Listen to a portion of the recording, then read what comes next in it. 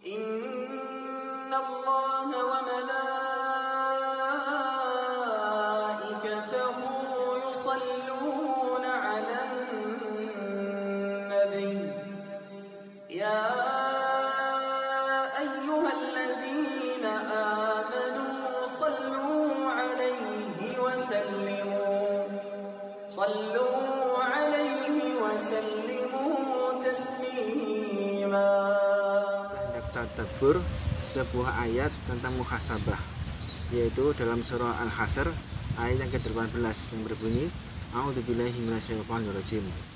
Ya ayyuhalladzina amanu taqullaha wa tanzur nafsum ma qaddamat lighad wattaqullaha innallaha khabirum bima ta'malun. Yang artinya, wahai orang-orang yang beriman, bertakwalah kepada Allah dan hendaklah setiap diri memperhatikan apa yang telah diperbuatnya untuk hari esok atau hari akhirat, dan bertakwa kepada Allah, sesungguhnya Allah Maha mengetahui apa yang kamu kerjakan. Ikhwati fillah, 4 faedah kita petik dari tadabbur ayat kali ini secara singkat. Yang pertama adalah perintah Allah SWT untuk bertakwa, dan perintah ini sesuai dengan sabda Nabi Muhammad SAW yang berbunyi an Abu Dzarin wa Mu'adz bin Jabalin radhiyallahu anhuma an Rasulillahi sallallahu alaihi wasallam qala ittaqillaha haitsu ma kunta. Hadis riwayat At-Tirmidzi, yang artinya dari Abu Dzar dan Mu'adz bin Jabal dari Rasulullah Muhammad sallallahu alaihi wasallam bersabda, bertakwalah kamu kepada Allah dimanapun kamu berada. Yang dimaksud adalah ittaqillaha fi ayyi makanin wa fi ayyi zamanin kunta, yaitu bertakwalah kamu kapanpun dan dimanapun kamu berada. Ini faedah yang pertama. Selanjutnya faedah yang kedua, dorongan untuk melakukan muhasabah diri. Dorongan secara duniawi dan dorongan secara ukhrawi. Secara duniawi, kita merasa malu dan kita tidak ingin untuk membebani kepada orang lain atau mengganggu orang lain. Ini dorongan yang pertama. Kemudian dorongan yang kedua, secara duniawi, hati kita sakit jika kita berulang kali mendapatkan teguran dari atasan kita. Maka ini memotivasi kita untuk introspeksi diri. Kemudian secara ukhrawi, sebuah hadis yang terkenal, hadis Jibril, jadi yang berbunyi an Sahal bin Sa'ad radhiyallahu anhu qala Rasulullah sallallahu alaihi wasallam atani Jibrilu faqal ya Muhammadu ais ma syi'ta fa innaka mayyitun wa ahbib ma syi'ta fa innaka mufarrikuhu wa amal ma syi'ta fa innaka majziyyu bih. Hadis riwayat Tabrani dan dikhasankan oleh Syekh Al-Albani. Dari Sahal bin Sa'ad, ia berkata, Rasulullah Muhammad SAW bersabda, telah datang kepadaku Jibril dan dia berkata, wahai Muhammad, hiduplah sesukamu, maka sesungguhnya engkau pasti akan mati. Dan cintailah orang yang kamu cintai, maka sesungguhnya kamu pasti akan berpisah dengannya. Dan beramallah semaumu, maka sesungguhnya engkau akan menuai balasannya.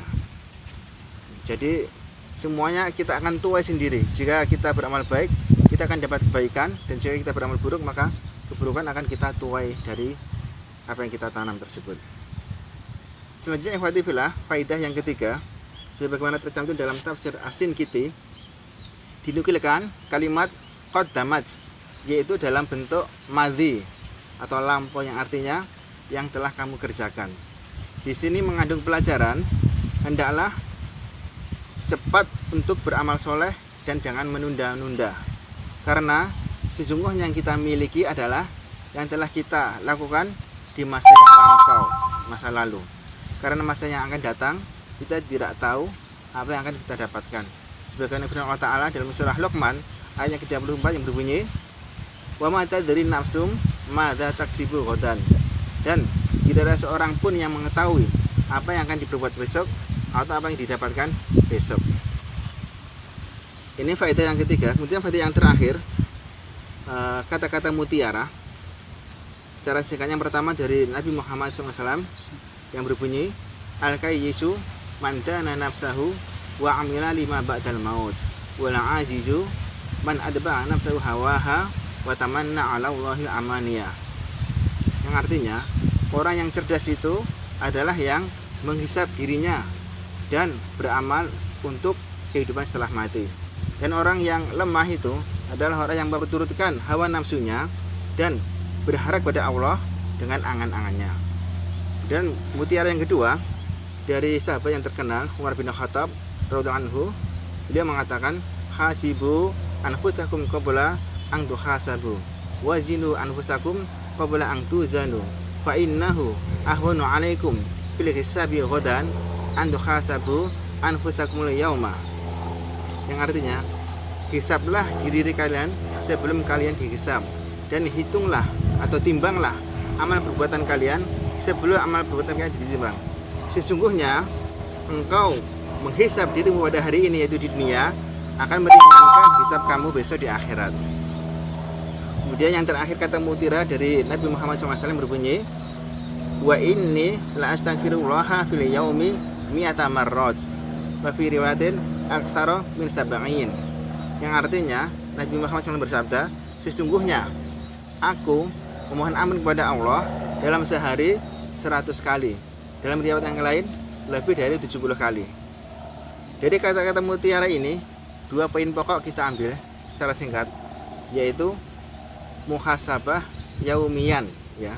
Muhasabah yaumiyan, bukan setiap bulan, bukan setiap tahun, akan tapi setiap hari.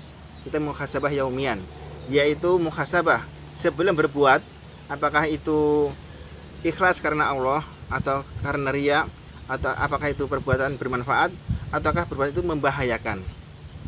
Kemudian muhasabah setelah berbuat, kita menjaga amalan itu jangan sampai tercampuri dengan menyebut-nyebut atau menyakiti hati orang lain.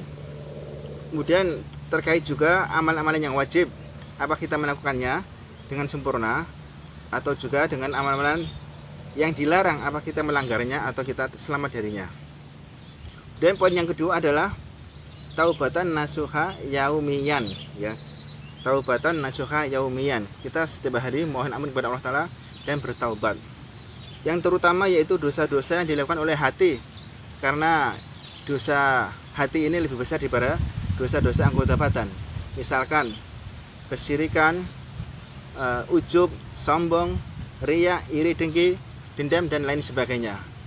Kemudian juga masalah kewajiban, jika ada kurangnya kita menyempurnakannya dengan amal-amal sunnah. Demikian pula ketika ada dosa yang kita perbuat, maka kita segera minta ampun. Kemudian yang terakhir yaitu dari pengamalan dari tadbir kali ini adalah kita memperbanyak mengucapkan istighfar. Ini ikhwatifillah yang bisa kita sampaikan pada kesempatan yang singkat ini. Mudah-mudahan Allah Ta'ala berikan kepada kita kemudahan dan menjaga hati-hati kita, lisan-lisan kita dan anggota badan kita, sehingga kita bisa mengamalkan perintah-perintah Allah Ta'ala dan mendapatkan ridhoannya dan ampunannya di dunia dan akhirat. Amin ya rabbal alamin.